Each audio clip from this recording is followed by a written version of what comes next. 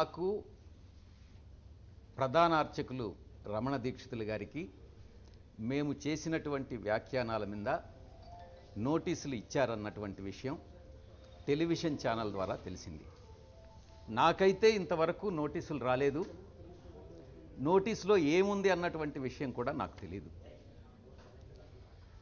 మొట్టమొదటి అంశం, నాకు తెలిసినంత వరకు నేను 4 సంవత్సరాల పాటు టీటీడీ బోర్డు సభ్యుడిగా పనిచేశాను. తిరుమల తిరుపతి దేవస్థానం అన్నటువంటిది ఆంధ్రప్రదేశ్ ఎండోమెంట్ యాక్ట్ కింద వస్తుంది. దాంట్లో తిరుమల తిరుపతి దేవస్థానం అన్నటువంటిది ఒక సపరేట్ చాప్టర్ కింద ఉంది.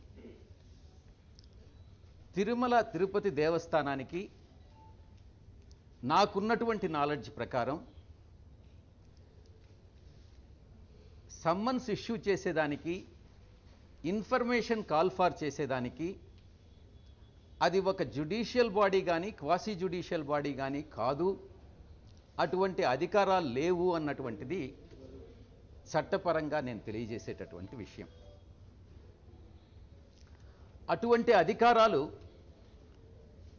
సిఆర్పిసి కింద 160వ సెక్షన్ కింద కానీ 91వ సెక్షన్ కింద సిఆర్పిసిలో ఇన్వెస్టిగేటింగ్ ఆఫీసర్ కానీ ఉంటాయే కానీ ఇక్కడ ఒకవేళ తిరుమల తిరుపతి దేవస్థానం నోటీసులు ఇచ్చినట్లయితే అది నోటీస్ అనడానికి వీల్లేదు. మీరు కొంత ఇన్ఫర్మేషన్ ఇచ్చారు, ఆ ఇన్ఫర్మేషన్కి మరింత ఇన్ఫర్మేషన్ మాకు సమాచారం కావలసి ఉంది, మిమ్మల్ని అభ్యర్థిస్తున్నాము అని అడగాల్సిందే కానీ నోటీసు రూపంలో ఇచ్చేటటువంటి అధికారం లేదు అన్నటువంటిది నేను చాలా స్పష్టంగా చెప్తా ఉన్నా.